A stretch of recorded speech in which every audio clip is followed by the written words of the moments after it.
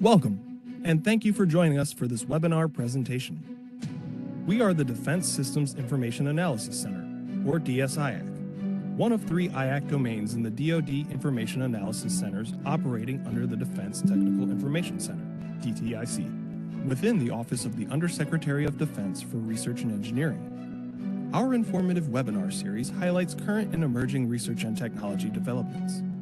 It presents an opportunity for accelerating the DoD's leverage of these advancements by increasing awareness and fostering technical collaboration. DSIAC serves as one of the premier information research partners and curators of technology advancements and trends for the defense systems community. As such, our organization supports those working in the defense systems domain of DoD research and engineering. We do so by helping navigate the vast landscape of scientific and technical information, allowing our customers to get a head start on their technical projects. With an understanding of the defense systems DoD research and engineering landscape, we provide research and analysis services. We help unlock access to information, knowledge, and best practices from government, industry, and academia to stimulate innovation, foster collaboration, and eliminate redundancy. We hope you enjoy this webinar presentation and that it serves as a catalyst for community collaboration and improved DoD defense systems research.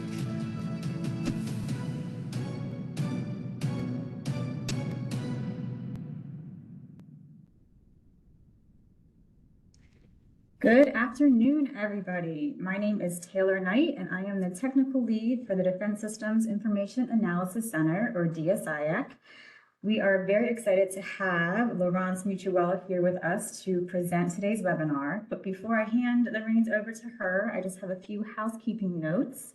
So if you're on the WebEx platform, if you can use the Q&A versus the chat for any questions that you have during this. At the end, we'll have about 15 minutes to go over questions and answers. I will read them out loud, but if you can put them into the Q&A session, that would be very helpful versus the chat. There's a little 3-dot ellipses down in the bottom right-hand corner that will help you access that chat. Also, if you experience any technical difficulties, this is being recorded, so you'll be able to view this later on at your convenience. It will be uploaded to our YouTube website, and it'll be added to the event registration webpage, so you can click to it that way.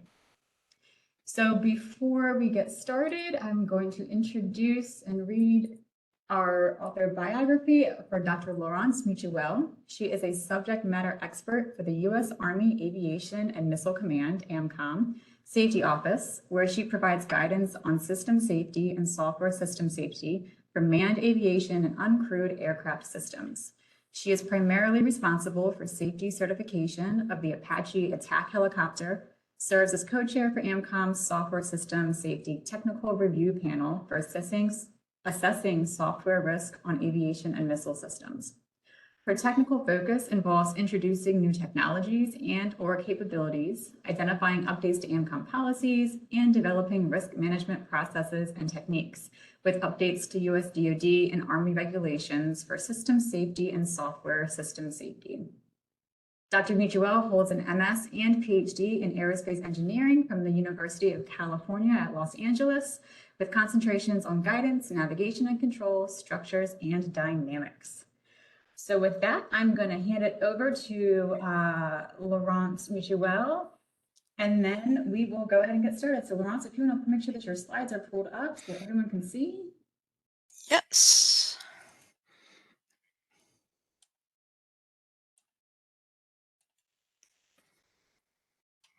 Okay.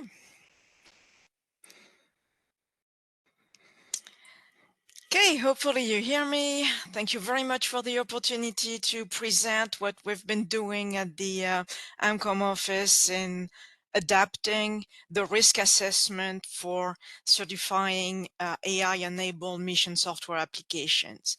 As we all know, AI is coming, and the material release process and the safety certification that we perform in this office also needs to adapt.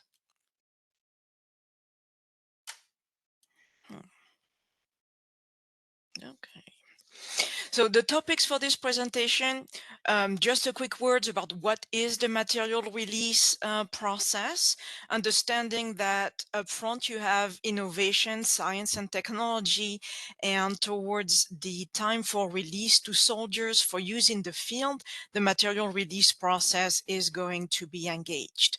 So a little bit on this process. Second, we'll spend some time on the risk management, understanding what are the limitations, what are the issues between the current risk management process and the specific challenges to AI enabled applications. And then put it in context where in the DoD, we need to deliver capabilities in upgrades at a rapid tempo to the point of need, and that creates a specific environment for the release of those solutions. And lastly, just very shortly, what specifically have we've been doing in the AMCOM office. I am hosted in the Redstone Arsenal in Alabama, and we've been handling changes to policy to developing specific example. The material release process objective. So this process is engaged when material solution need to be delivered to soldiers for use in operation, for demonstration, for testing, and also for training. It relies on 3 certifications. You need to certify that the material solution is safe, that it is suitable, it meets the performance requirement, and that it is supportable. So 3 functional authorities are going to certify based on evidence that the material solution is supportable, suitable, and safe. So for this presentation, we'll focus on the safe part of that solution. Currently, the risk management process has 2 components, and they're pretty much distinct. There's the risk management process applied to the material solution, where you have risk and hazards for the design and the solution itself for the material. Those are accepted, and then the material solution is handed over to the field, to the gaining command, and they also have risk management for the operational risk side that are identified and accepted. And there's this handoff, but mostly the 2 spheres are separate. On the material side, Risk Management 101, we're going to look at all the sources of risk and then assess if either the requirements are being met, and if there's not met, assess what is the gap. The gap will transform into a risk that will be accepted before the material solution is handed over. The AI, one of the challenge with the AI solution is that some of that material related risk may actually manifest itself once fielded and once in use by soldiers. So it's breaking the boundary that we're having in the risk management process. In addition, in this environment, what we see is a lot of initiatives that challenge the current policy, the current rules, the current techniques. So what we are left with is the objective of the safety certification. This doesn't change. You need to certify that the material solution before it's used is safe for usage by the soldiers in a given environment. That doesn't change. How you get to that certification is what needs to adapt, what needs to become more flexible and flexible with multiple dimensions. The first one is digital transformation. We have to adapt from in the safety world, the reviews and the safety assessment is primarily driven by evidence that is provided in documents. So it's document driven process. And we're have programs that evolve into digital. We have digital twins. The design is done in a digital environment, the prominence of MBSE techniques. And so we have to evolve from a paper-centric review and certification to something that is more dynamic, digital, in an environment where you need to be immersed and not more a witness on the side. Um, as was mentioned, I'm supervising and providing guidance for aviation system in the Army at AMCOM. This includes UAS. On the UAS side, what we see is a change in the acquisition towards consumable, treatable UAS, off-the-shelf product that are just tailored to specific mission, compared to older development that would look like more manned aircraft aviation. The software also to develop capabilities upgrade and deliver those upgrades fast to the field. Software is being separated from host platforms so that it can go at a faster tempo that the hardware was usually in terms of material release is slower, more in terms of years, while the software, we're talking months. And so that software acquisition pathway is evolving for us to allow software to be delivered at a tempo that is different from the host hardware platform. And that disconnection creates gaps in the current regulation that we have. That's the next era, the separability. So we need to have that separability in place to have the certification of software, the certification of hardware, the certification of the integration of the two, and now with a distributed system, all this has to be analyzed at different tempo with different system boundaries.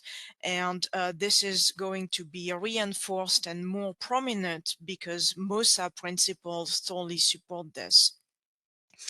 As part of aviation system, I'm also in charge of the weapon, the armament that goes on those aircraft.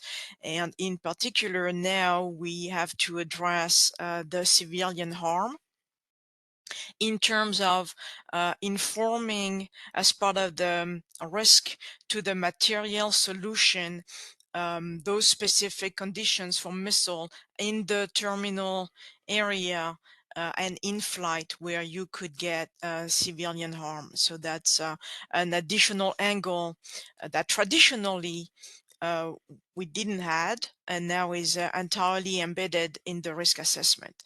And then finally, AI, that acceleration is conditioned on the fact that we should have guidance and policies and techniques in place to support it.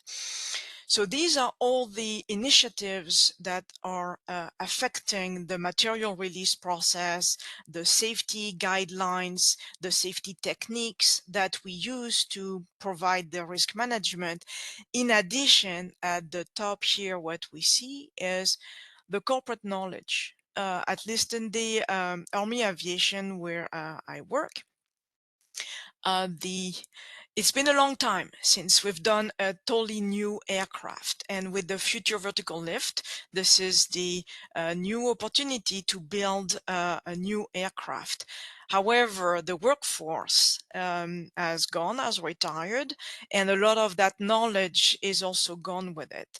So we're working to explain first that corporate knowledge has it's not vanished, but is seriously degraded, and what could be the consequence on the fielding and design and assessment of those new material solutions. The conclusion is multiple angles, multiple initiatives at the same time, concurrently affecting those process. And if you want to solve one of those aspects, you're likely to create collateral effect on the other. So you need a global solution to be able to address all those changes.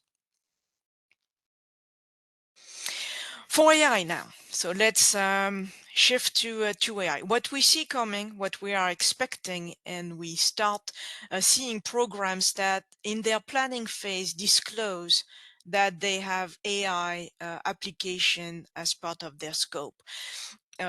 We'll see machine learning, deep learning. The statistical approach were already here, but they're just more developing.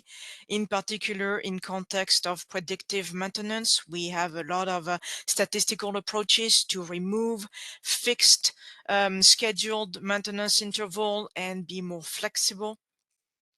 Based on data and historical analysis of those trends. But on the mission side, on the capability side, we already see assistance to human, so level 1.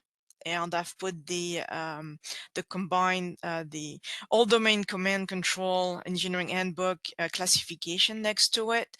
We're seeing programs that disclose there will be human AI teaming.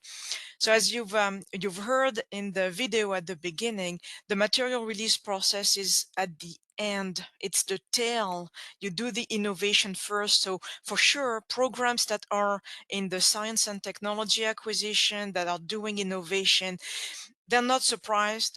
They would be level 3s, level 3B, that would be fine. But the material release process is lagging. And so what we see coming is level 1 and level 2. So the challenges, this is an example, high level AI system lifecycle that we use here to just inform again of the challenges and what aspects of the regulation is being affected. The first one is about data. We have to the data for the performance of an AI system is developed and trained and used in those innovation and science and technology framework. The data that is needed to support the safety case that has yet to be defined. And there is an initiative at the Undersecretary of Defense level to characterize what does that mean. We also are evolving from a world where you have an authoritative source for the data, and then the data is moved towards the integration to the system through a process assurance that basically says garbage in, garbage out. There is more processing involved with data for an AI system. So that construct of having the data verified by an authoritative source and then untouched and through process being integrated in the system has to evolve to allow the processing of the data and the pre-processing before you build and you train your AI system. Number two here, area of concern is the requirements for the training model.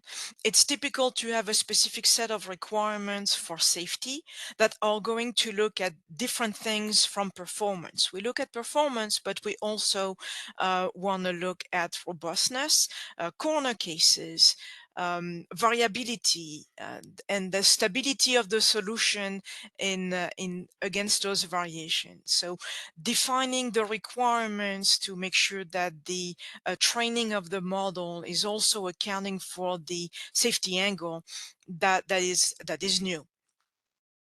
The number three here, the model selection and pruning. When in the context of risk assessment, you need to identify the highest risk level with the solution, whether it is the risk level for the software or the risk level at the system level. That needs to be characterized. You can get to a similar risk level by having high severity event with a very low probability. You can get the same risk by having a lower severity event, but more frequently. Those two angles have to be discussed. When working in the model and pruning the pathways that are the least used, you may end up maybe inadvertently remove one of those pathways that would lead you to a higher risk. And the entire risk management and risk acceptance is based on matching the proper authority to the level of risk so that it can be properly accepted. So that's an issue here with number 3. For number 4, there needs to be independence between training and testing the models. If you already have a set of requirements for safety that makes the available data rare, and you need to split it between training and testing, we may end up with a sample of that data specific to support the safety case that's not appropriate. So that's another area of concern. Number 5 here, sorry for the teams. Number 5 is the validation. So again, safety is looking, I don't want to say corner case, but we're looking at rare events because most of the time it's rare, but the severity are high. That's where the risk is going to be. So the closed course validation and testing need also to reflect those safety features so that the system, before it gets fielded, before it gets released for use, has been properly validated. The 6 and 7, the issue is just currently the material solution is vetted. The use case is strongly anchored. We do a lot of flight testing, we do lab testing, unit level testing, system level testing, integration, iron birds. All that level of testing is done prior to releasing the material solution to the gaining command. With an AI system, there is an expectation that validation and vetting and uncovering behaviors that were not discovered during the development of the solution is going to actually occur once it's fielded. And then what's really important is to have the closed loop.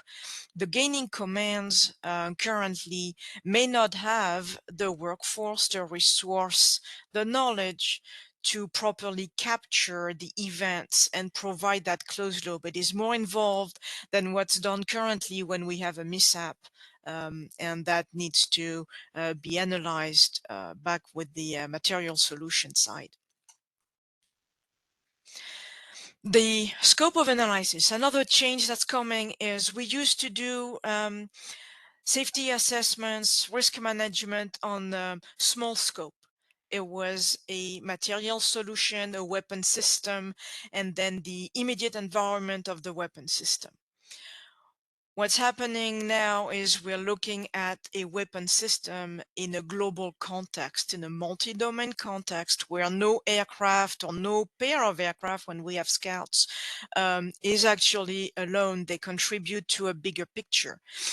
So the risk management and the techniques to do hazard analysis have to evolve to account for a more global scope for this analysis. And we're evolving from a system level analysis that is more of the standard to the standard being more system of systems. So here this is a now outdated example because you still see the future attack and recon aircraft FARA program that was discontinued.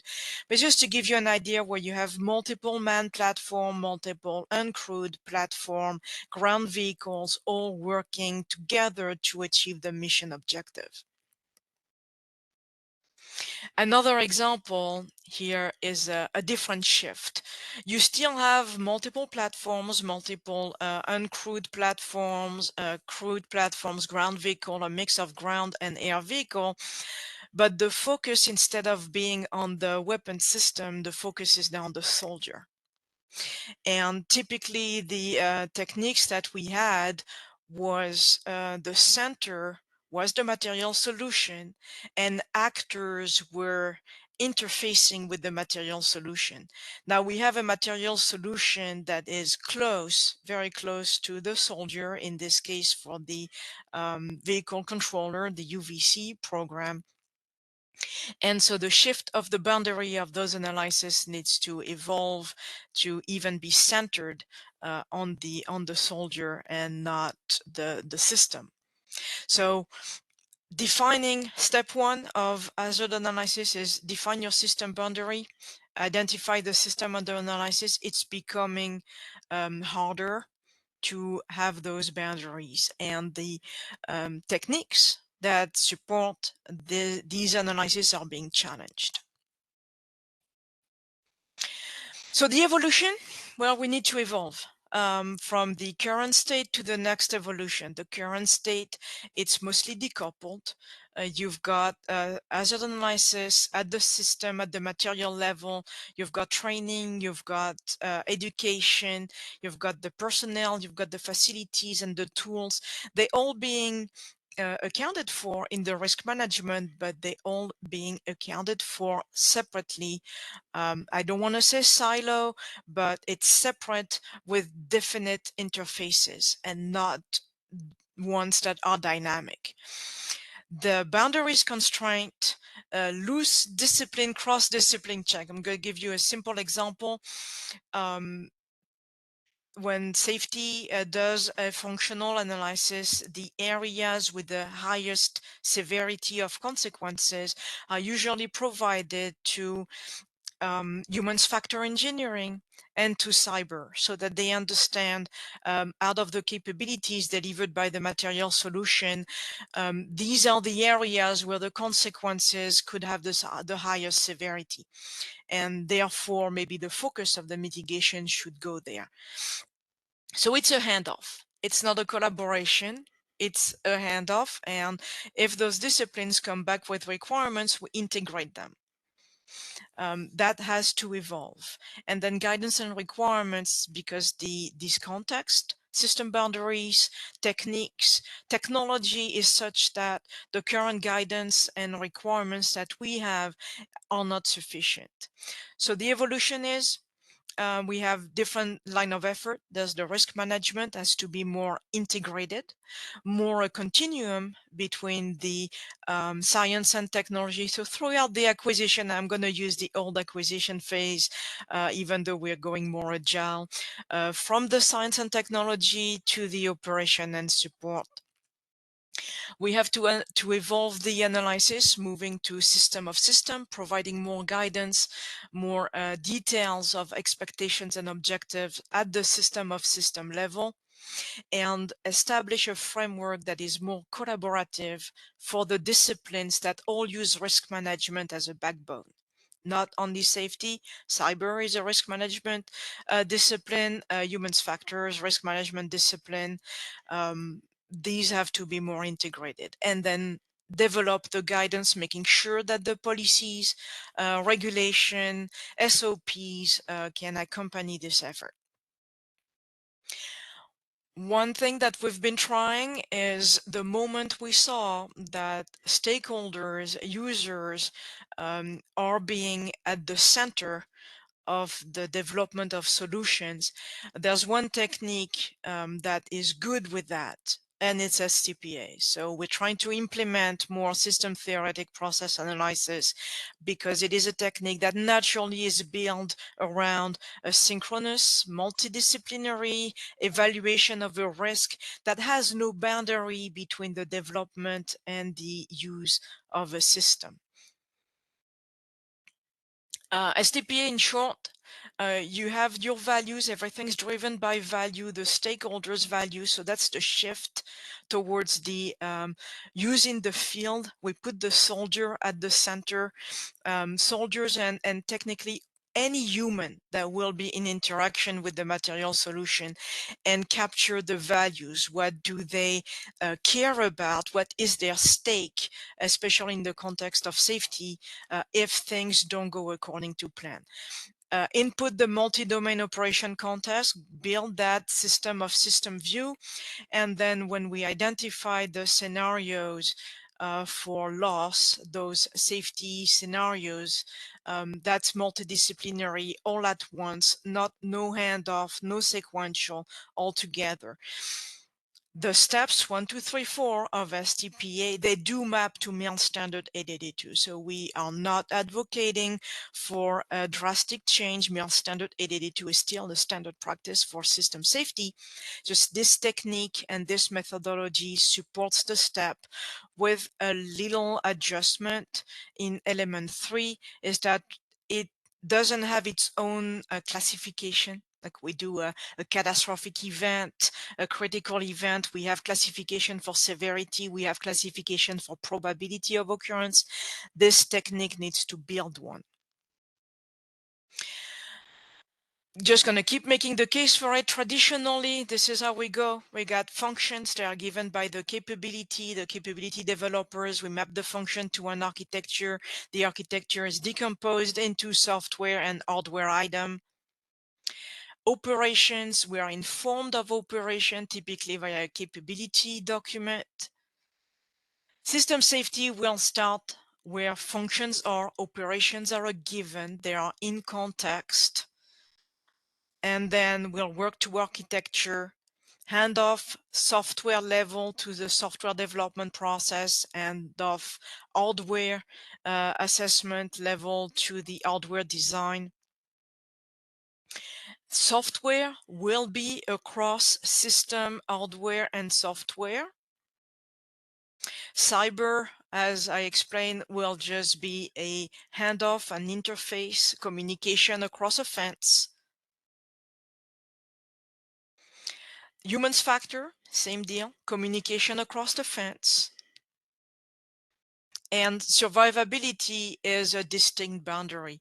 Safety will be concerned when the survivability context is not present. So the loss of a function, the loss of an armament function when being fired at, that is not safety, that is survivability. The inadvertent engagement of a weapon when you didn't intend it, that's safety. So this is not a communication across a fence. This is a distinct boundary with survivability. With STPA, you break all those boundaries. You break all those fences, and you're able to discuss with all those disciplines in a collaborative manner what is the risk for this material solution. So the approach structure, this is what we like. At the end, the safety certification, you have to ensure, to demonstrate that you've considered all hazards, that you've identified them, mitigated them, eliminated them, accepted them. To make that claim, having a structured method is required. It also allows something that is new for safety practitioners, is that we can look at hazards that do not derive from failure. It's very standard, it's classic. This is a traditional way of losing a function, having a function that malfunctions. All this is stemming from failures. With this technique, we can look at everything is functioning according to plan, but when you put solutions together, you get a hazard. So that's a technique that allows to evolve this. As I explained, we mix in the human seamlessly. The cyber is also seamlessly integrated. We can look at any human interactions, so operators, maintainers, engineers, commanders, all these have a word to say in this technique.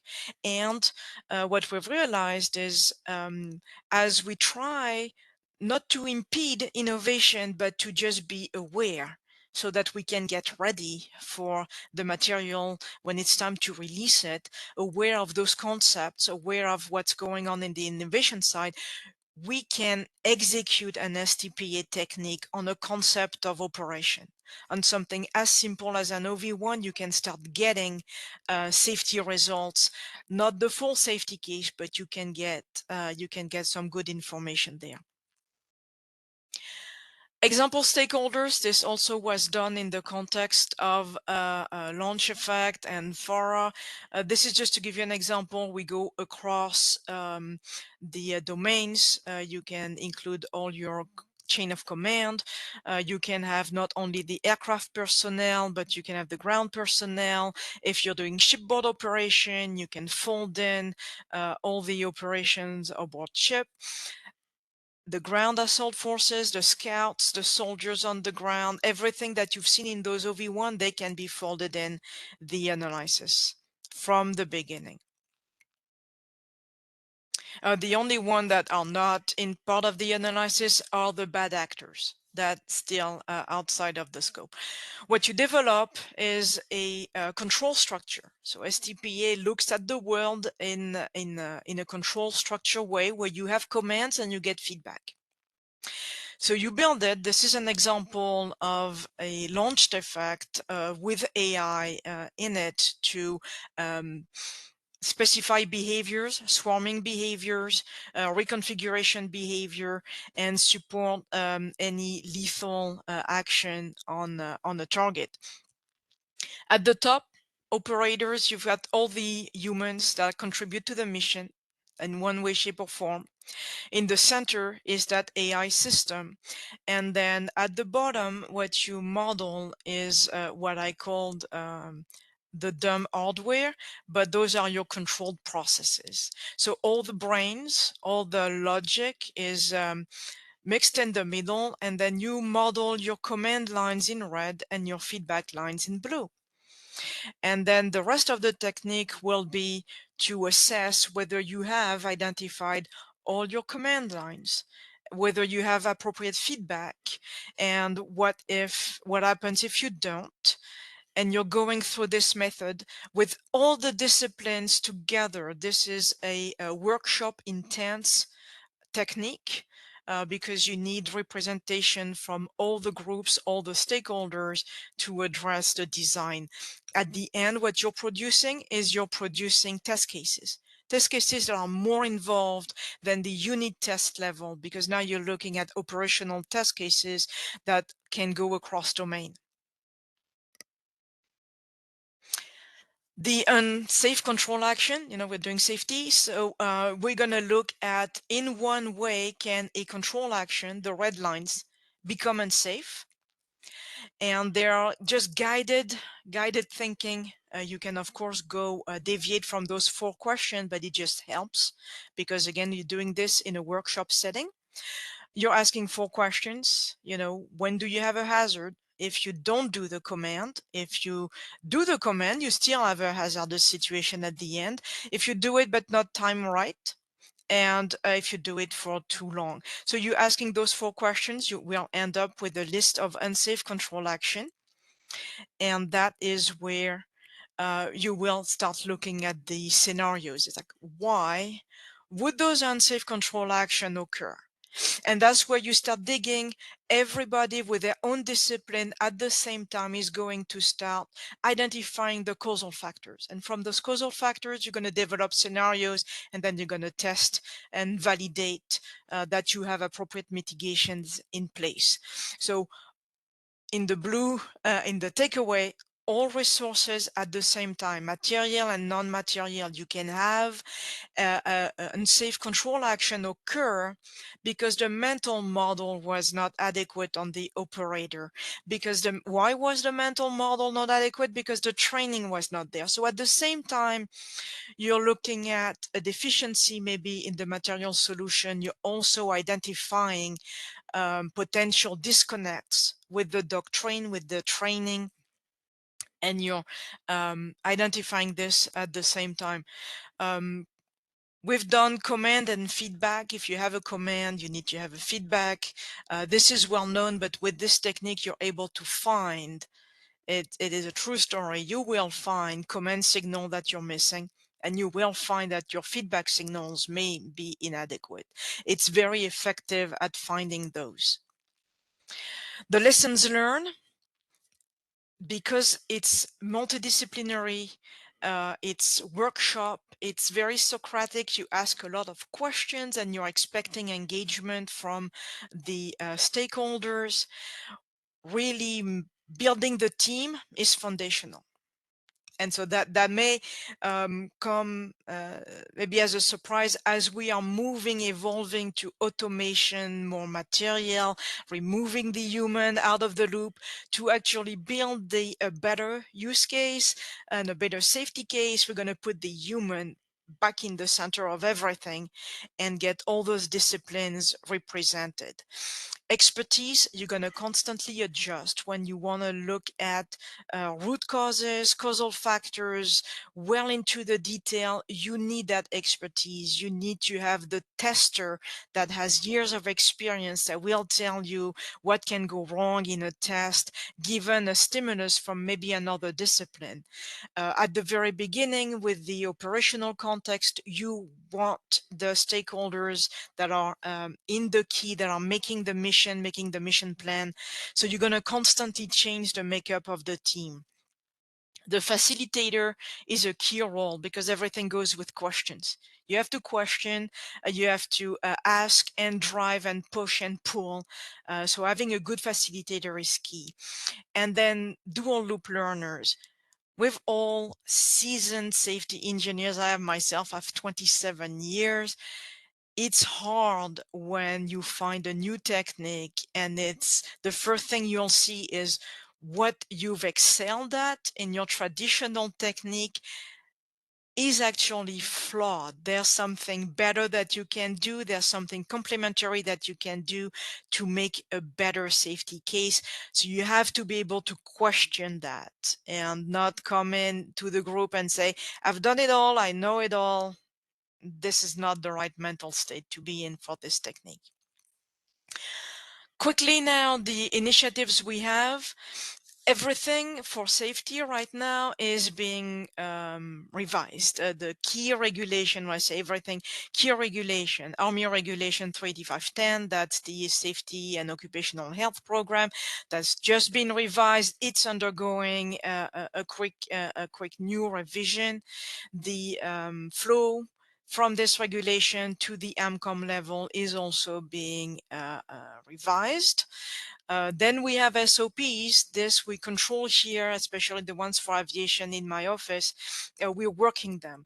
The regulation side is becoming lighter to allow for more flexibility, but it's pushing the details of the execution at a local level, and that's why you need to have your SOPs developed at the same time the content is being removed or is being adjusted from the regulation. We have model-based system engineering. Right now, it's a joint service effort to develop an implementation guide for MBSE to do system safety in an MBSE environment. This is slowly coming to a first revision by the end of this calendar year. 882, the standard practice is under revision. And then, of course, at AMCOM, we have our regulation for software safety that is being reworked. So everything is moving to allow for AI, but to also allow for the acquisition of software in a faster pace. All this needs to be included in the documents that are here on this slide. Quickly, AI affects all of these processes, so it's everywhere. It's not a surgical insertion. This is just everywhere in the entire process, especially on the software system safety side. And so as a conclusion, so I give time for questions, the regulations we have, the policies, the guidance, the technique, they are all challenged by the pace of the technology, the pace that is required for the delivery of capabilities at the point of need and the upgrade of those capabilities. Everything is being challenged. The tempo is changing and is changing fast. So local initiatives, it's needed. First, because to have that flexibility at the higher level of regulation and policy, you still need to have appropriate guidance at the lower level. So we're shifting towards more SOPs, more local level guidance. The safety certification and the change, if we fix only what's needed for AI system, we may totally miss MBSE. We may totally miss civilian harm. We may totally miss the multi-domain extension for the system of system analysis. So everything has to be addressed at once. AI is challenging, but it's one in many, and you need to have a global solution, not local fixes. The last point here is this technique, system theoretic analysis process, it just shows promises. It's not been fully implemented, fully tried.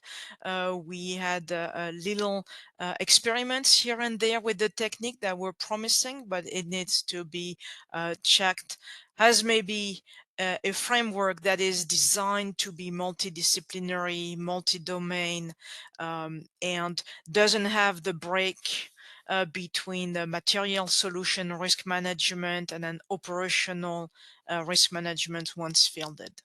And with that, thank you very much for your attention. We'll go with questions. Great. Thank you so much, Laurence. It's very interesting. We're going to dive into our Q&A. We have a handful. So let's start with, is there an expected rapid revision update to AR 38510?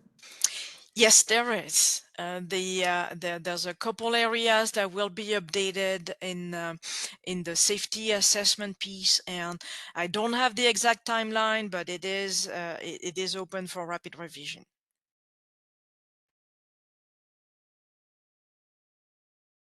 Your slides do not talk about model alignment. Would that be a part of the validation framework?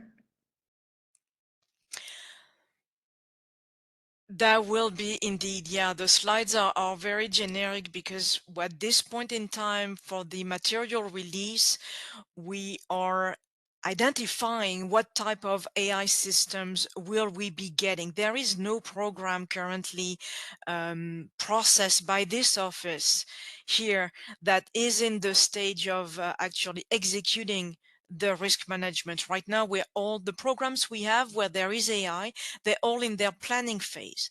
So we're making sure that the planning documents, the system safety management plans, program plans, software development plans, all these have provisions for the AI system and how the requirements are going to be validated.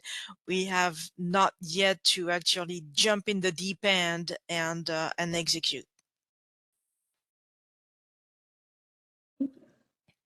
Okay, next question. How does this safety certification integrate with assessing cybersecurity risk related to these applications, consistent with DODI 8510.01? Sorry if I said that incorrectly. That's okay. No, that's a fantastic question because this is where we need to transition from a handoff. So right now, the two are separate.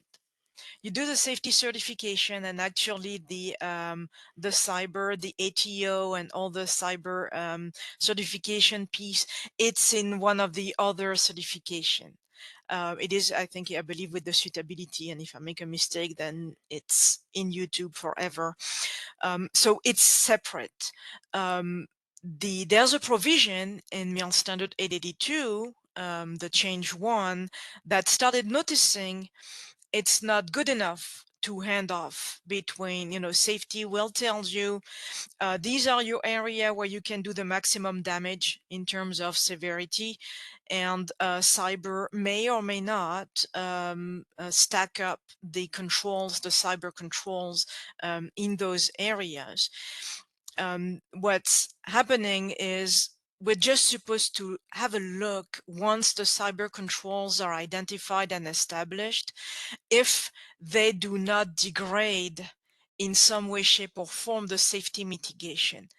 That check, I've never seen it being done. So it's really a handoff, and then the two disciplines work in parallel, not looking at a potential cross effect. That needs to be improved, because we're going to see more and more cross effects. I understand that a safety mitigation may be an impediment to a cyber security effectiveness, and the same is valid for a cyber control, actually reducing the effectiveness of a safety control. Thank you. Next question references the STPA. So in the certification process, do we perform severity of loss versus criticality of functionality analysis? And do we have multiple safety certification levels based on acceptable risk? So there's only one safety certification, but the risk acceptance will have an authority that is commensurate with the risk level. So if the risk level is high, it's the AE that will accept the risk. If the risk is low, medium, in most of our programs here with PO Aviation, you will have the PM level will accept the risk. So you have one service certification, but the acceptance process is what modulates with respect to the risk level. In terms of criticality, that's the goodness of STPA. When you're looking at the stakeholders and you're asking them what is the stake, you will mix in mission criticality consideration with the traditional safety of loss or malfunction or death or injury. You will also have consideration of mission success, and that will be blended it naturally, because you will have a traceability to a stakeholder that will say, no, this is my stake, my value is mission success. So that's a technique that allows it to come in naturally. Whereas if you use just the criteria in MIL Standard 882 currently, you have pure safety, it's a cost, it's a loss, it's injury, it's damage. Those are the criteria being used. So it's much wider, it's richer, and it looks at multiple facets of the mission. Next question is, are there any behavioral modeling software tools that are used to help move through the STPA process? Very good question. We always have the question when looking at the human portion of a control loop. There's the mental model, and there's inevitably the question of how do you model this? The answer is it will depend who you bring in to your stakeholders team. Everybody comes with their experience, their know-how. So your SME for humans factor will have usually their view and bring that to the table of the team. It's the role of the facilitator to make sure it's not too tilted one way or another. So the answer is there are, and usually they are being brought by the stakeholders into the team. So I don't have any specific answers for you. It's been varying. Okay, next question is, looks like it came in two parts. Where does survivability and failure engage concerning software-based weapon malfunction? And then it goes on to say, what is an acceptable timeline between incident and correction? Is there a time to reboot on the battlefield? It's a very good question. So survivability is another one where, as part of software safety, we do not look at it. We stay in behaviors that are not in survivability context. There's a risk management process for survivability, and again, it's one of those cases where it's done in parallel with a survivability specialist, and there's little communication between the two. From time to time, we do see survivability in terms of effects in hazard techniques, but usually it does not lead to any specific requirement. As far as the timeline, there is no specific timeline. It will depend. The time to criticality is your time window. During that time, so the time between the detection of I'm going to take an example of a failure. So detection of an undesired event and the mishap at the end, because usually we are looking still at mishap or catastrophic consequences, you would need to execute the detection that an undesired event has occurred. You would need to have an identification of what it is, potentially isolation, get that to the humans, we're still having humans, or AI entities for action. They would have to analyze, define the best course of action, start the course of action, complete the course of action before you get to the catastrophic event. So depending, usually we backtrack, we have that time window, and then you allocate time and you make requirements for not to exceed. So detection cannot take more than X seconds. The recognition of the situation to find the best course of action is allocated this amount of time and no more, and then that constrains the design, and that's how you write your requirements. So you work it backwards. We have time for maybe one or two more questions. So let's do what VBNA standards are recommended to ensure that building or training models don't have inherent bias or other potentially harmful information? Ooh, that I will take the question and ask our humans factor specialist or doctrine level. That is a trade-off questions. I'm an engineer, so I don't have the answer to that question. Fair enough.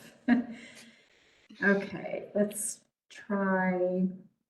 What level of confidence in AI-generated data is standard for weapons systems? Is there general guidance for safety-informed decision-making based on AI-generated data? There is no, there is high level guidance. Everybody is knowing that AI systems are happening. There is high level guidance in how you build trust, how you will, what you will need to do as a minimum, but there is no stated objective, no stated quantified objective in building that trust with the AI system at this point that I'm aware of, and especially for safety. Currently, all the stated safety objective, the quantitative values for failure rates, for example, they are all hardware driven, old school reliability. They are not adapted to the context.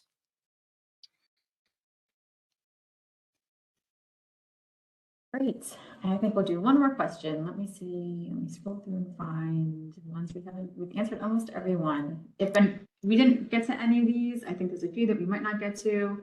Are they welcome to email you directly, Dr. Mitchell? Absolutely, no problem. Wonderful. The email is right there.